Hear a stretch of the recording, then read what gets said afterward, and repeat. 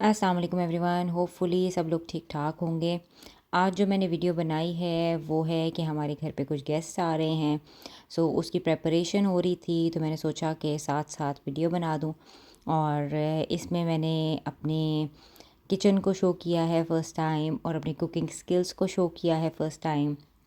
जब कोई आपके घर आ रहा होता है तो आपको प्री प्रेपरेशंस करनी होती हैं चीज़ों की, ताकि हर चीज़ काफ़ी प्रेजेंटेबल हो उस टाइम पे, जब वो लोग आपके घर पे हों और आपको बहुत ज़्यादा एफ़र्ट भी ना करनी पड़े। फ़र्स्ट ऑफ़ ऑल मैंने बिरयानी से स्टार्ट किया। चिकन को वॉश किया और चिकन बिरयानी मसाला बनाया। बिरयानी मसाला बनाने से ये होता है कि आपके पास रेडी होता है मसाला, और आपने बाद में जब बिरयानी बनानी होती है तो आपने उसके साथ बॉईल करके राइस, और उसमें आप लेयर्स लगा दें तो बिरयानी उस टाइम पे बड़ी ज़बरदस्त रेडी हो जाती है। तो प्री कुकिंग में का ये था कि बिरयानी का मसाला रेडी कर दिया। उसके बाद मैंने दूसरी डिश स्टार्ट की, जो कि मटन हलीम थी। पहले मैंने मटन को कुकर में डाल के अच्छे से गला लिया, और फिर उसके बाद मसाला डाल दिया उसमें, और साथ में अच्छे से भून लिया, मटन को निकाल लिया, और बाद में उसको अच्छे से पीस के और दालों का मिक्सचर उसके साथ डाल के उसको चढ़ा दिया। थर्ड पे मैंने चिकन कोरमा स्टार्ट किया।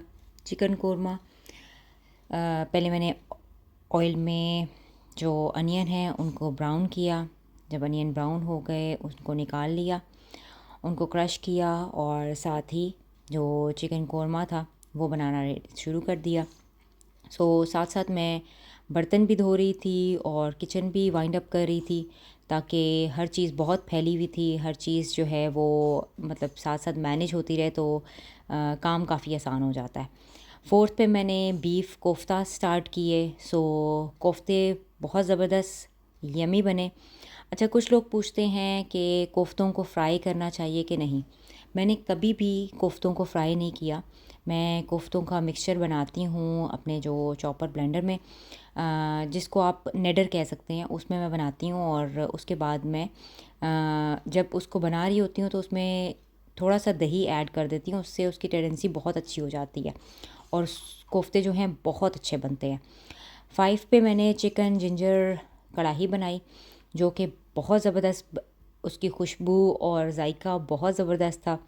वो मैंने अपने इंग्रेडिएंट्स इस्तेमाल किए थे सारे, और जो हमारे 4-5 मसाले होते हैं, जिसमें नमक, काली मिर्च, धनिया पाउडर, हल्दी, और साथ में लाल मिर्च, ये सारी कुछ डाल के और चिकन क्यूब्स डाल के मैंने इसको बनाया, और ज़बरदस्त किस्म का हमारा चिकन कढ़ाई रेडी हो गई। उसके बाद मैंने जो है मैरिनेट किया चिकन को। मेरे पास एक चिकन रह गया था, तो मैंने सोचा उसको मैरिनेट करके फ्रीज़ कर दूंगी, क्योंकि प्रोग्राम कुछ ऐसा है कि जब वो लोग आएंगे तो हम लोग एक दिन बारबेक्यू करेंगे घर में ही। मैंने सोचा कि एक मसाला लगी हुई चिकन अगर रखी हुई होगी तो उसका जायका भी बहुत अच्छा हो जाता है, और फिर वो उस टाइम पे इजी भी होता है आपके लिए। तो प्री कुकिंग स्किल्स यही होती हैं कि पहले से आपने चीज़ें रेडी की हुई हों, उस टाइम पे आपको इतना एफ़र्ट ना लगाना पड़ रहा हो। जब घर में कोई आपके मौजूद है तो आप उनको भी टाइम दें। 7th पे मैंने भुना कीमा बनाया, और उसको मैंने बिल्कुल जैसे कोयले का धुआं देते हैं उस तरह करके बनाया।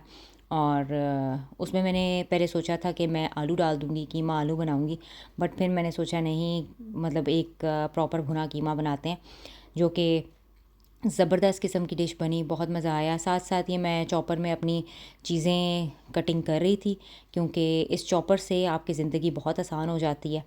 फिर मैंने 8 जो डिश बनाई वो शामी कबाब के मसाला था, मतलब शामी कबाब का बैटर था एक्चुअली, जो कि मैंने रेडी करके रखा, और मैंने सोचा कि इसको कल मैं कबाबों की शेप दूंगी। लेकिन ये है कि एक्चुअली वो रेडी जब होता है तो आपके पास फिर आसानी बहुत हो जाती है। तो मैं आपको इस चॉपर के बारे में बता रही थी कि इसमें अगर आपके पास ऐसा कोई चॉपर है तो उससे आपकी ज़िंदगी इतनी आसान हो जाती है, क्योंकि आपने अगर अनियन चॉप करने हैं, टमाटो चॉप करने हैं, हर चीज़ आप फटाफट उसमें चॉप करते रहते हैं। और फिर मैंने माश की दाल के दही बड़े बनाए, वो मैंने ब्लेंडर में बनाए, वो मैं चॉपर में नहीं बनाती क्योंकि वो फिर माश की दाल मोटी मोटी रह जाती है, उससे फिर इतना अच्छा जो है ना वो टेंडेंसी नहीं रहती। तो इसलिए मैं उसे ब्लेंडर में बनाती हूँ, और जब ब्लेंडर में बनाओ तो वो काफ़ी सॉफ्ट बन जाते हैं, और उसके बाद उनको फ्राई करो तो वो बहुत अच्छे शेप्स उनकी बहुत अच्छी आती हैं और बहुत फ्लफ़ी भी बनते हैं। तो अल्हम्दुलिल्लाह अल्हम्दुलिल्लाह सारी डिशेज़ जो हैं टाइम पे तैयार हो गई थी, और सब चीज़ें प्री कुकिंग मेरी हो गई है। और इंशाल्लाह इंशाल्लाह जब वो लोग आएंगे तो मुझे इतनी ज़्यादा एफ़र्ट नहीं करनी पड़ेगी जितनी हर रोज़ आपको कुकिंग में करनी पड़ती है।